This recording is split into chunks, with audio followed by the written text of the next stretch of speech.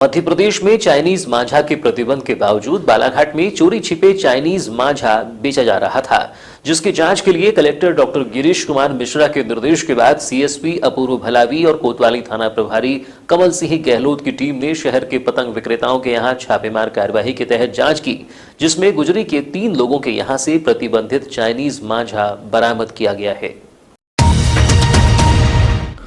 Police ने 22 वर्षीय दिव्यांश भार्गव, गौरव जैन, राजेश बोरीकर के खिलाफ धारा 188 के तहत अपराध दर्ज कर विवेचना में लिया गया है। गौरतलब हो कि उज्जैन में चाइनीज मांझा में उलझकर नेहा अंजना नाम की एक युवती की विगत शनिवार को मौत हो गई थी, जब युवती स्कूटी से जा रही थी। इस दौरान ही पतंग उड़ाने वाली चाइनीज डोर से गला कट गया था, जिससे उसकी दर्दनाक मौत हो गई थी। जिसके बाद सरकार के गृह मंत्री ने बयान जारी कर चाइनीज मांझा बेचने के मामले को गंभीरता से लेते हुए उनके खिलाफ कार्रवाई करने के निर्देश जारी किए थे, जिसके परिप्रेक्ष्य में कलेक्टर डॉक्टर मिश्रा द्वारा कोतवाली पुलिस को जांच के आदेश दिए गए थे। कोतवाली थाना प्रभारी कमल सिंह गहलोत ने बताया कि कुछ दिनों से चाइनीज डोर से खतरा बना हुआ है और कई जगह बड़ी बड़ी दुर्घटनाएं हुई हैं, जिसके लिए कलेक्टर महोदय द्वारा कार्यवाही के लिए आदेश जारी किया गया था, जिसमें इसका निर्माण एवं क्रय विक्रय प्रतिबंधित किया गया है। जिसकी जांच के आदेश के बाद सीएसपी महोदय के साथ पुलिस टीम ने जांच की तो गुजरी में 3 दुकानों में प्रतिबंधित चाइनीज मांझा विक्रय करते हुए पाया गया है, जिसे जब्त कर दुकानदारों के खिलाफ 188 के तहत अपराध पंजीबद्ध कर विवेचना में लिया गया है।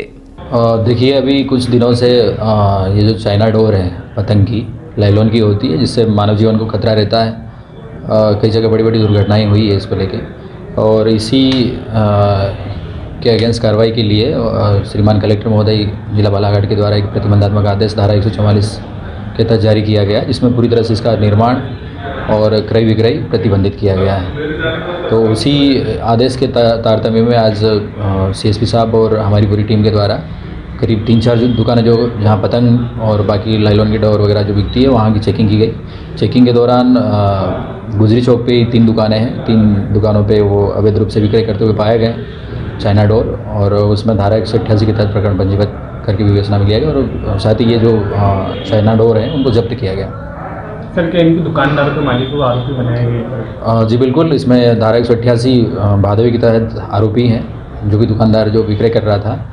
उसमें एक दिव्यांश भार्गव, पिता पीताम्बर भार्गव, और ये इनकी उम्र 22 वर्ष है, वार्ड नंबर 9 गुजरी चौक बालाघाट के हैं। और दूसरे हैं गौरव जैन, पिता हरीश जैन, ये इनकी दुकान है कल्पना क्रॉकरी नाम से, वार्ड नंबर 16 गुजरी चौक पे। और साथ ही एक और हैं जिनके राजेश बोरीकर हैं, इनकी गुजरी चौक की दुकान है। तो इन तीनों के खिलाफ धारा 188 के तहत प्रकरण पंजीबद्ध किए गए। 26,06,000 रुपये के धोखाधड़ी मामले में गौरव पथ मोतीनगर मार्ग पर स्थित सूर्योदय स्माइल फाइनेंस के कैशियर, मूल निवासी दमोह के कुआखेड़ा बाजी हाल मुकाम गोयल आटा चक्की वाले के मकान में निवासरत यशवंत ठाकुर और इस्माइल मनी लिमिटेड के कर्मी नगरीय क्षेत्र के वार्ड क्रमांक 2 ताज दरबार भटेरा चौकी निवासी कमल किशोर ठाकरे को कोतवाली पुलिस ने गिरफ्तार कर लिया है, जिनके खिलाफ सूर्योदय स्मॉल फाइनेंस बैंक लिमिटेड की बालाघाट शाखा प्रबंधक मनोज कुमार भगत ने लगभग 18 बार 5 अक्टूबर से 24 अक्टूबर की दरमियानी 26,06,000 रुपये नगद की धोखाधड़ी करने की शिकायत की थी। सूर्योदय स्मॉल फाइनेंस बैंक लिमिटेड के बालाघाट शाखा प्रबंधक ने 17 दिसंबर 2021 को कोतवाली पुलिस में एक लिखित शिकायत करते हुए 26,06,000 रुपये की धोखाधड़ी और आपराधिक न्यास भंग की शिकायत पुलिस में की थी, जिसमें प्रबंधक मनोज कुमार भगत ने पुलिस को बताया था कि गौरव पथ मार्ग पर स्थित सूर्योदय स्मॉल फाइनेंस बैंक से स्पाइल मनी लिमिटेड का अनुबंध है। स्पाइल मनी लिमिटेड ऑनलाइन नकदी प्रबंधन का कार्य करती है, जिसके लिए स्पाइस मनी लिमिटेड ने बालाघाट में नकदी प्रबंधन सेवा के लिए कमल किशोर ठाकरे को नियुक्त किया था, जिसका काम बैंक की शाखा से नगद राशि प्राप्त कर नगद राशि की पूर्ण विवरण सहित रसीद देना था। बैंक के पैसे को वह लिमिटेड के अकाउंट में जमा करता था, जिसके बाद वह बैंक के खाते में स्थानांतरित हो जाता था। लेकिन 5 अक्टूबर से 24 अक्टूबर के दरमियानी बैंक के कैशियर से स्पाइस मनी लिमिटेड के कार्यरत कर्मी द्वारा कैशियर यशवंत ठाकुर से 26,06,000 रुपये लिए गए, जिसकी रसीद भी दी गई, लेकिन वह स्पाइस मनी लिमिटेड में जमा नहीं कराए गए। जिसकी जानकारी मिलने पर जब इसकी जानकारी ली गई तो पता चला कि कर्मी कमल किशोर ठाकरे द्वारा फर्जी रसीदें दी गई थी, जिससे साफ है कि कर्मी कमल किशोर ठाकरे और spice money limited bank cashier Yashwant Thakur द्वारा मिलकर अवैध रूप से बैंक के खाते का संधारण कर बैंक को आर्थिक नुकसान पहुंचाया गया है, जिसकी जांच के बाद पुलिस ने पाया कि दोनों ने मिलकर बैंक की 26,06,000 रुपये की राशि की धोखाधड़ी की है, जिसके बाद पुलिस ने अपराध दर्ज कर 17 जनवरी को दोनों ही आरोपियों को गिरफ्तार कर लिया। इसमें एक ब्रांच मैनेजर है इनके, सूर्योदय स्मॉल फाइनेंस बैंक लिमिटेड है, इसकी शाखा अपने मोतीनगर बालाघाट में है। और चूँकि वो एक माइक्रो फाइनेंस बैंक है, मुंबई महाराष्ट्र में रजिस्टर्ड है, वो RBI से भी रजिस्टर्ड है वो, और वो छोटे छोटे लोन बांटती है समूह में। और उसके बीच में और एक स्पाइस मनी एक कंपनी और है, उनके बीच में आपस में टाई अप था, एग्रीमेंट था। जो सूर्योदय फाइनेंस का पैसा होता है वो स्पाइस मनी को देती है और स्पाइस मनी संबंधित खाते में जमा करती है। तो स्पाइस मनी के एक अधिकृत कमल किशोर ठाकरे हैं जो बटेरा चौकी बालाघाट के हैं, वो ये सारा काम देखते थे। और एक जो सूर्योदय स्मॉल फाइनेंस बैंक के कैशियर हैं यशवंत ठाकुर, जो मूल रूप से दमोह के रहने वाले हैं, वो इसमें कैशियर का काम देखते थे सूर्योदय में। तो ये दोनों में आपस में साठगांठ करके इन्होंने 10वें और 11वें महीने में 26,06,000 रुपये का गबन किया। और इसमें जांच के उपरांत प्रकरण पंजीबद्ध किया है धारा 420, 467, 68, 71 में।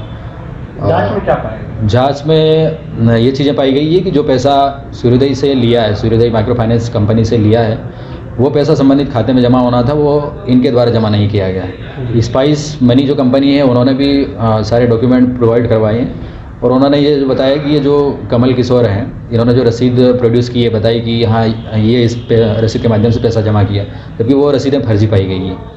फिलहाल दोनों आरोपियों को अभिरक्षा में लिया गया, गिरफ्तार किया गया। कितनी किस्तों में इतनी रकम जो है? अलग अलग हैं, करीब 18 ट्रांजेक्शन है इसमें, और 18 ट्रांजेक्शन में उन्होंने 26,06,000 रुपये का गबन किया।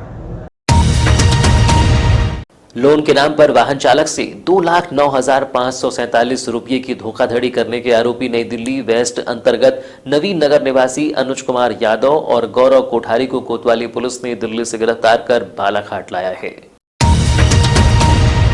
कोतवाली पुलिस को गंगानगर निवासी वाहन चालक 40 वर्षीय देवेंद्र कापसे ने शिकायत कर बताया था कि गूगल पे के जरिए लोन दिलाने के नाम पर अलग अलग तिथियों में ऑनलाइन धोखाधड़ी करने वालों ने उससे 2,09,547 रुपये की धोखाधड़ी कर ली, जिस पर कोतवाली पुलिस ने धारा 420 एवं 66 DIT एक्ट के तहत अपराध कायम कर विवेचना में लिया था।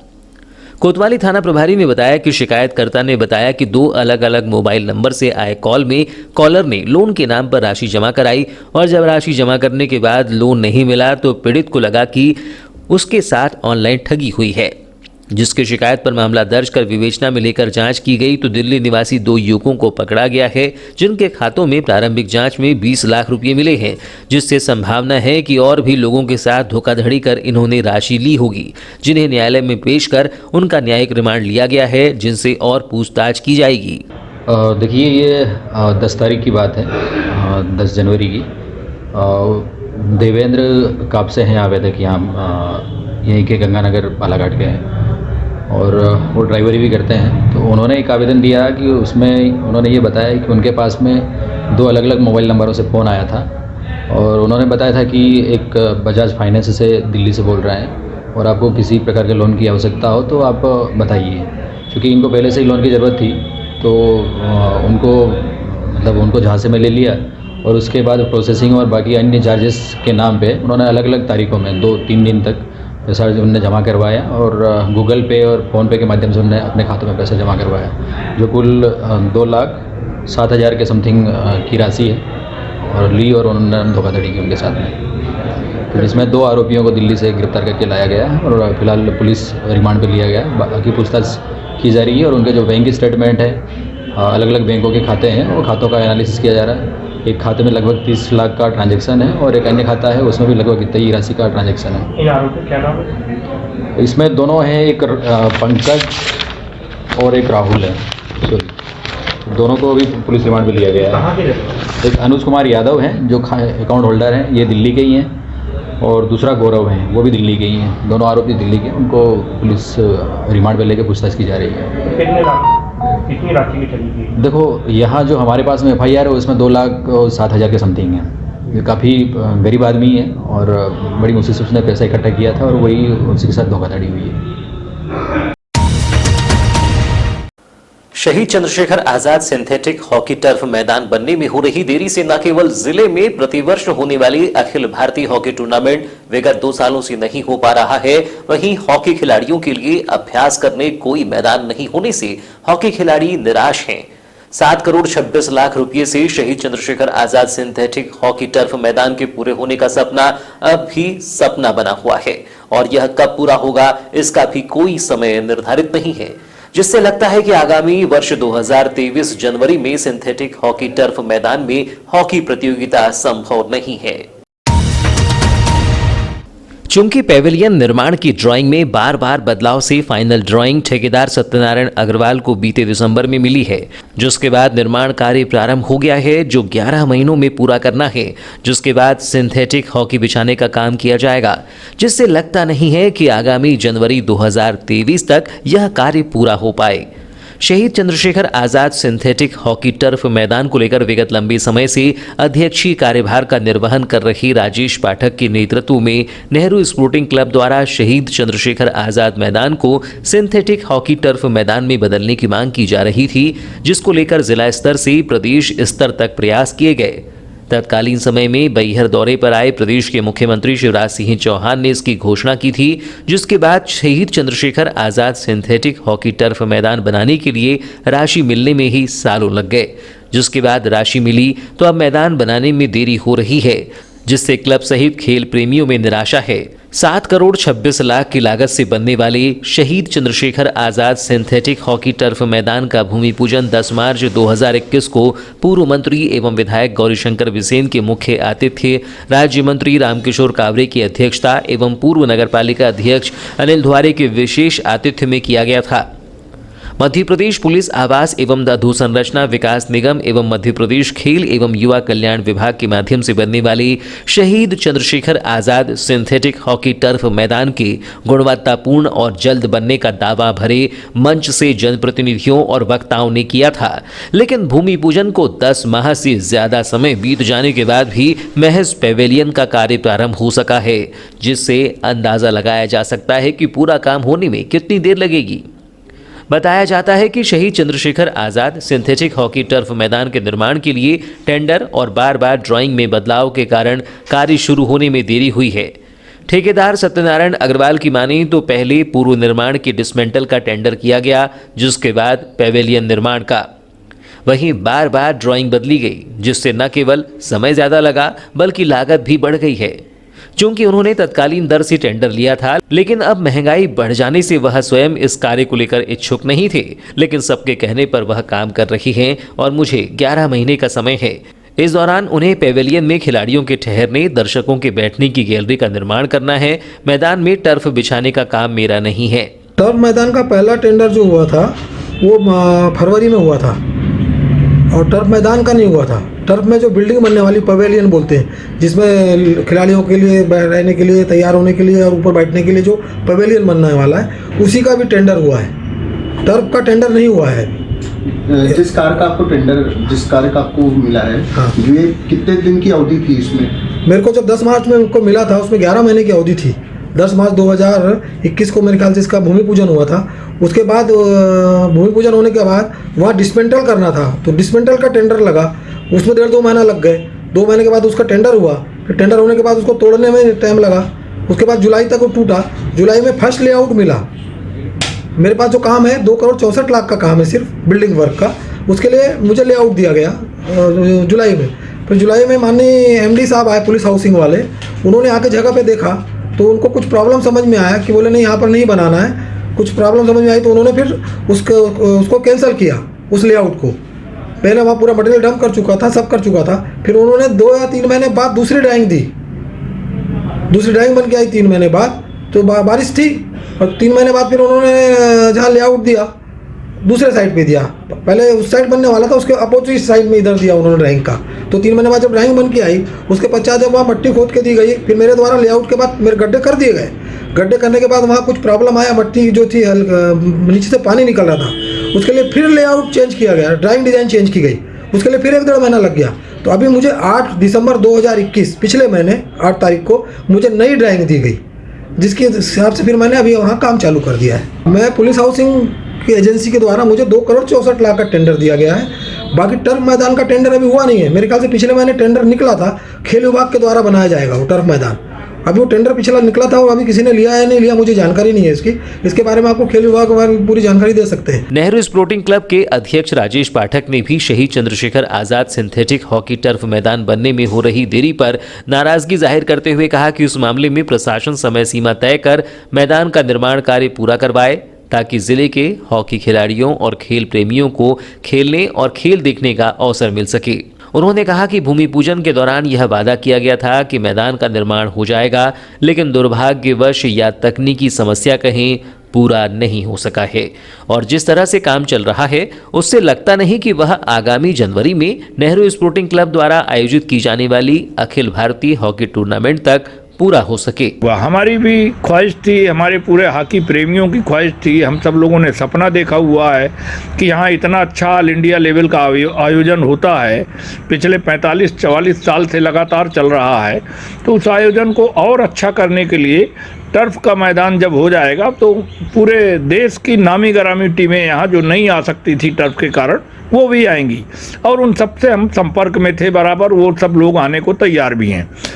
लेकिन दुर्भाग्यवश या तकनीकी क्या कारण है क्या नहीं कारण है, जिसके लिए हम लगातार प्रयासरत हैं। हमने नेहरू स्पोर्टिंग क्लब की एक बैठक भी पिछले विगत 2 माह पूर्व आयोजित की थी कार्यालय में, और कार्यालय में बैठक आयोजन करने के बाद अपने जनप्रतिनिधियों से भी संपर्क किया। माननीय गौरीशंकर बिसेन जी को भी अवगत कराया, हमारे मंत्री माननीय रामकिशोर कावरे जी को भी हमने अवगत कराया। उन्होंने बराबर प्रयास करने का आश्वासन भी दिया। हम संबंधित ठेकेदार के भी संपर्क में रहे, उन्होंने भी बोला कि हम शीघ्र अतिशीघ्र इस कार्य को करा रहे हैं।